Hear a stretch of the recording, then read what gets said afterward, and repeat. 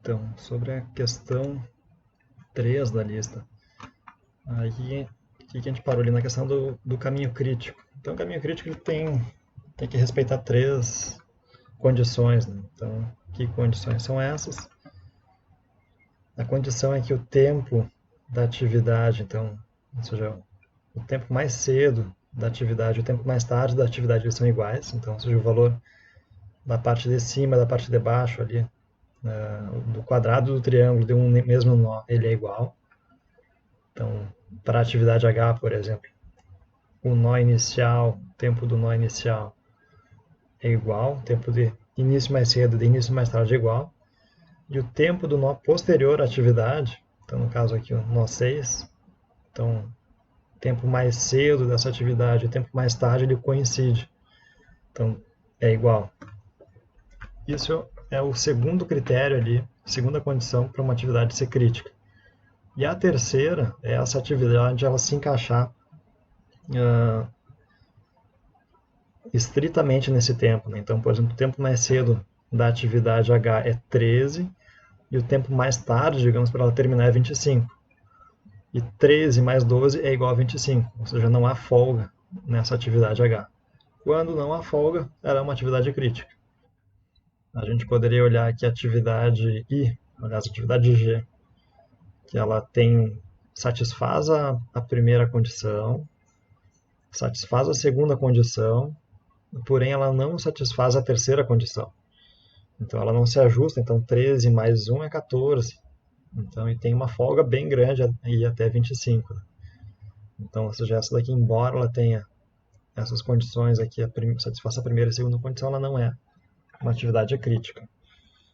Então, relembrando esse conceito, a gente volta lá para o exercício. Então, o que a gente fez? A gente calculou ali os tempos mais cedo do início, então os quadradinhos. Falta agora a gente olhar para a parte como calcular o tempo mais tarde do início, então 35. Então, o tempo mais tarde do nó 7 do início dele é 35. Coincide sempre com o tempo mais cedo do início, porque aqui é o final do projeto. E aí eu vou ter, então, por exemplo, para calcular lá do nó 5. Então, o que levam ao nó 5 é a atividade G. Então, G menos 35 dá 32, levanta esse caminho. E depois eu tenho as atividades H e L. Então, eu teria o meu L, então aqui com 8 unidades de tempo menos 35 dá 27. E 27 menos 7 dá 20. Então, e aqui eu vou pegar o menor valor para iniciar mais cedo. Então, entre 20 e 32 eu pego o valor de 20 e coloco aqui como tempo mais cedo, aliás, mais tarde de início da atividade 20. Então, o que significa isso? Se ele começar no tempo 21, vai atrasar o projeto inteiro, o projeto vai terminar em 35 minutos. 35 unidades de tempo. E aí, então, fazendo esse procedimento, eu vou retornando até o nó 1. Então, por exemplo, lá do nó 6 para o nó 2, 27 unidades de tempo menos 10, eu teria 17. Só que levando até o nó 2 tem o caminho que vem pelo nó 5 e que vem pelo nó 3 também. Então tem que calcular antes o nó 3. Então, do nó 3 eu tenho ali a opção de 27 menos 4, que dá 23, mas para o nó 3 também vem pelo nó 4. Então eu tenho que calcular antes o nó 4. Então, em meu nó 4 eu tenho dois caminhos, que é pela atividade K e pela atividade M. Então, pela atividade K é 27 menos 5, que é 22, ou pela atividade M, que é 35 menos 4, que dá 31. O menor entre 22 e 31 é 22. Então, o tempo mais tarde de início da atividade K e da atividade M é 22. E agora, sabendo de 22, sim, eu posso calcular aqui o meu nó 3, né? Então, que vem a ser as opções 22 menos 3 é 19, ou 27 menos 4, 23. Então, o menor valor entre 23 e 19 é 19. E daí, então, eu fico com esse nó. E, por fim, eu tenho ali o nó 2, que as alternativas é 20 menos 8, que vai dar 12, 27 menos 10, 17, e 19 menos 9, que vai dar 10. Né? Então, o menor tempo aqui é 10. Eu coloco, então, ali no triângulo, em cima do quadrado. Daí o último nó é 0. Então, eu poderia fazer aqui, para verificar se está tudo certo nas minhas contas. Então, teria a opção 20 menos 5, que é 15. 10 menos 10 é 0. Ou 22 menos 1, que é 21. Então, a menor dessas opções é 0. E aí, então, tenho aqui meu 0 como o início mais tarde do nó 1. Então, pegando aquele conceito da atividade crítica, né? Então, onde eu tenho o valor tanto no triângulo quanto no quadrado em mais de um nó, então que compreende uma atividade, então a atividade B, por exemplo, satisfaz as duas primeiras condições e também satisfaz a terceira, porque 0 mais 10 é igual a 10 como tempo final do nó 2. Então, outra atividade, a atividade E entre 2 e 3 satisfaz as duas primeiras condições e também a terceira, por 10 mais 9, ser igual a 19. Então, a atividade E se ajusta estritamente ali nesse intervalo de tempo, não tem nenhuma folga. Aí da atividade F, ali, então entre o nó 13 e 4, eu tenho então 19 mais 13 igual a 22, então é uma atividade crítica. E aí do 22 para o 27 se encaixa a atividade K, sem nenhuma folga. E do 27 mais 8 se encaixa a atividade L, precisamente. Aí eu tenho minha atividade, meu caminho crítico, que fica B, E, F, K e L. E aí, então, outras, por exemplo, aqui a atividade I, que poderia gerar uma dúvida, né? Ela satisfaz as duas primeiras condições, mas não satisfaz a terceira, porque 10 mais 10 é igual a 20. Então é diferente desse início mais tarde, que é 27. O mesmo raciocínio vale aqui para a atividade J. Então, 19 mais 4 é igual a 23, mas o início mais cedo é 27. Então, existe uma folga para essas atividades aqui. Qual que é o conceito? Então, toda atividade crítica não há folga nela. Então, qualquer atraso numa atividade crítica vai atrasar o projeto inteiro. Então, esse é o primeiro conceito. E aí depois eu tenho as atividades não críticas, que são as demais. Então, o meu caminho crítico é formado ali pelos nós 1, 2, 3, 4, 6 e 7. Então, eu poderia colocar aqui também as atividades que estão entre esses nós. Tranquilo aí, pessoal? Deu para... Beleza.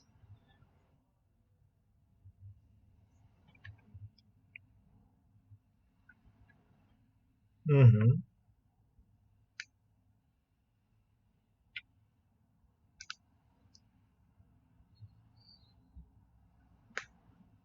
Isso.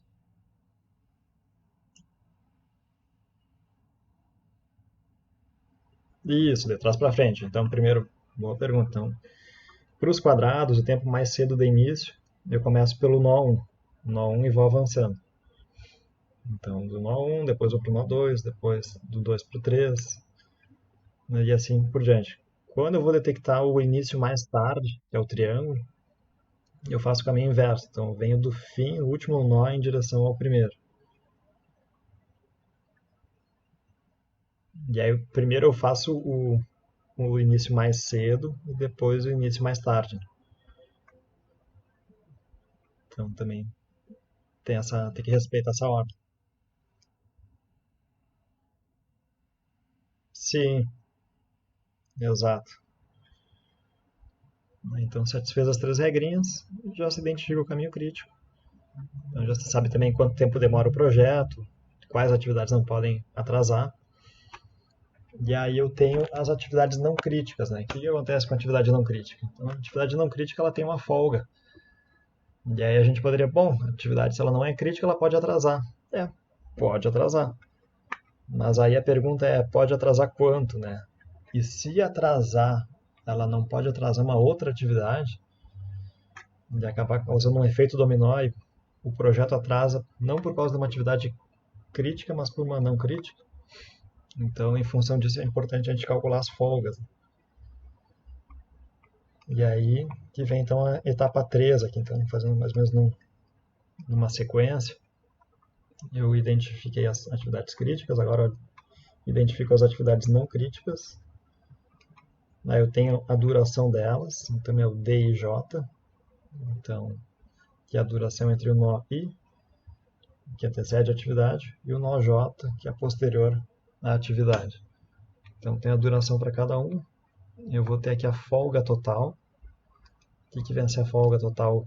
O início mais tarde do nosso subsequente à atividade e o menos o início mais cedo dessa atividade e menos o tempo dessa atividade.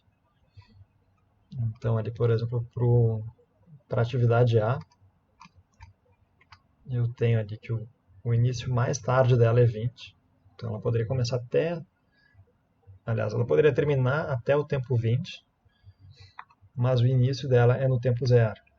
E ela leva 5 unidades de tempo para começar. Então, se ela começar no tempo 0, vão correr 5 unidades de tempo e ainda assim sobram mais 15 unidades de tempo até ela ser concluída.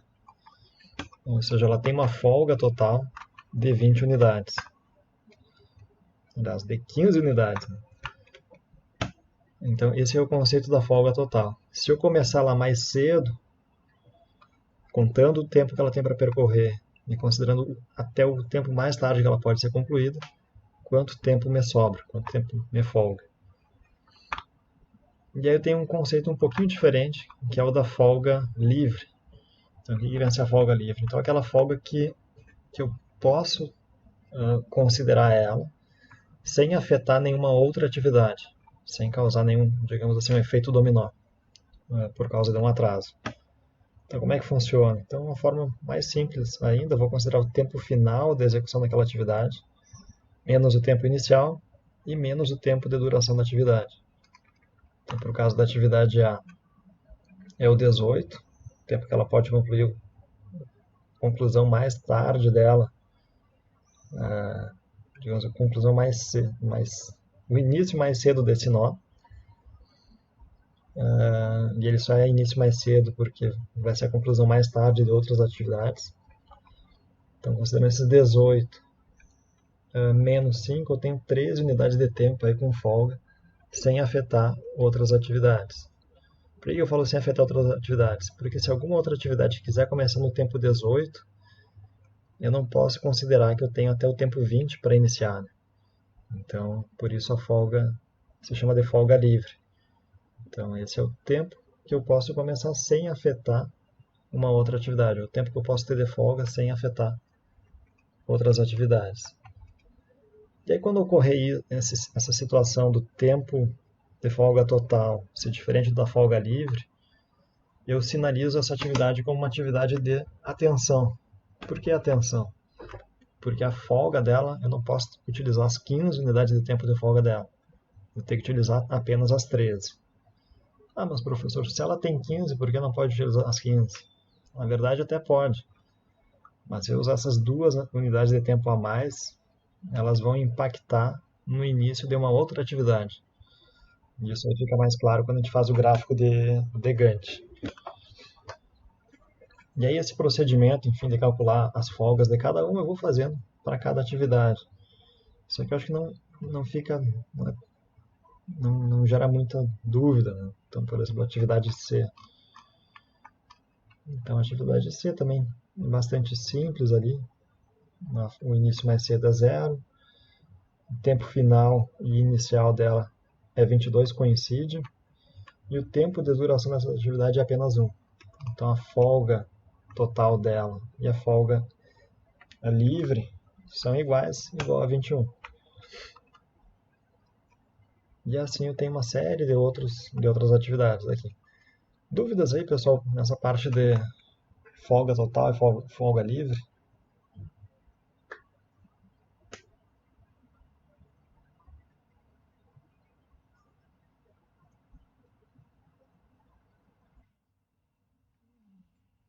Beleza.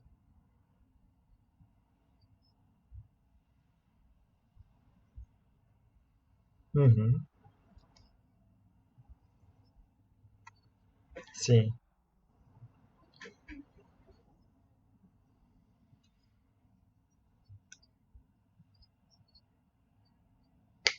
Sim,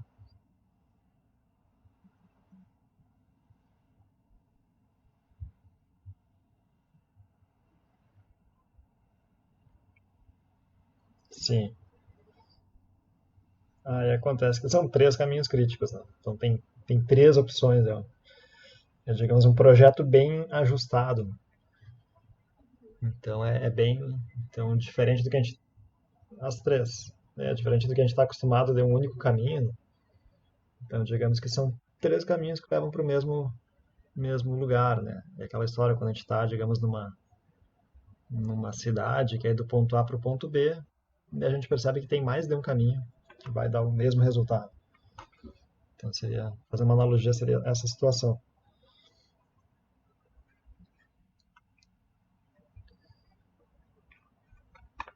E aí, pessoal, então essa aqui é a atividade, digamos, a terceira etapa, e a quarta etapa vem a ser fazer o gráfico de Gantt. E aqui, pelo menos para mim, é o momento que as coisas ficam mais claras porque a gente consegue visualizar. Então, primeiro a gente faz as atividades críticas, uma linha reta, uma linha contínua. Então, a gente coloca ali a atividade B com início igual a zero, conclusão no tempo 10. Na atividade E, começa no tempo 10 e termina no tempo 19. Então, onde é que eu estou tirando isso daqui? Estou tirando da nossa rede. Então, a atividade B começa no tempo zero, termina no tempo 10, começa a atividade E em 10 e termina em 19. Depois a F começa em 19 e termina em 22. A K em 22, termina em 27. Depois a L termina em 35. E é o que eu tenho aqui no meu gráfico de Gantt. Então, eu tenho aqui no meu gráfico de Gantt, que não está para concurso de linhas retas.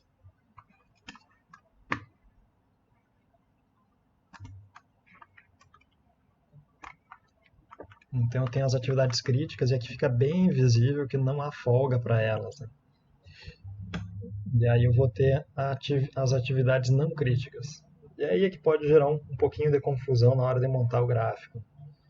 Então, a atividade não crítica, primeiro eu vou sinalizar ela como uma linha pontilhada. Então, essa linha pontilhada vai, por exemplo, da atividade A desde o início mais cedo, nó 1, até o início mais tarde da atividade seguinte, ou seja, no nó onde termina essa atividade. Então, no caso da atividade A, olhando para a rede, ela começa no tempo zero, nó 1, e ela vai para o nó 5, que é no tempo mais tarde igual a 20. Então, essa atividade A, ela começa aqui no tempo zero e vai até 20. Então, que é esse final aqui. Então, em todo esse intervalo aqui, eu posso iniciar a atividade, devo iniciar ela e concluir ela. Então, eu desconsidere nesse primeiro momento essa parte já preenchida da atividade A. Então, essa atividade ela vai ter todo esse tempo para ocorrer. A atividade C, então, que é essa que tem o início em 0 e conclusão no tempo 22. Eu plotei ela aqui no tempo pontilhado, então indo até o tempo 22. E aí depois eu vou ter então as atividades D, então que começa no tempo 10 e pode ser concluída até no tempo 20. Então a atividade D começa no tempo 10 e pode ser concluída até no tempo 20, coincidindo ali com o tempo DA.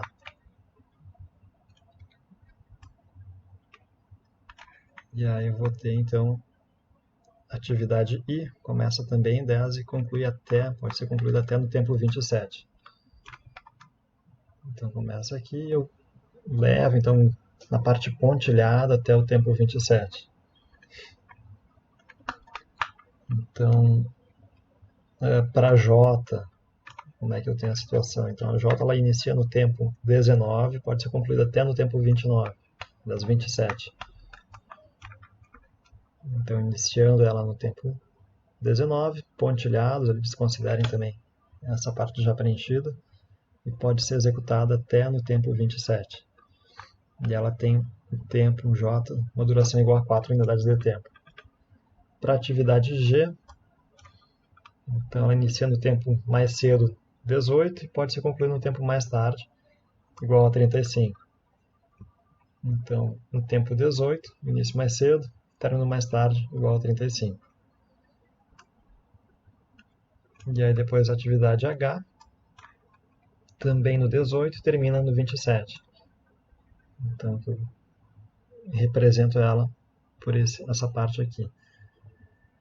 E por fim, eu tenho a atividade M, que ela inicia no tempo 22 e termina no tempo 35.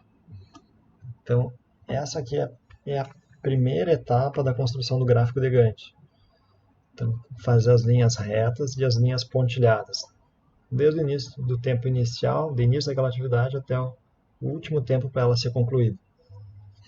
Então, tempo quadradinho do nó anterior, que antecede a atividade, e o triângulo do nó posterior àquela atividade.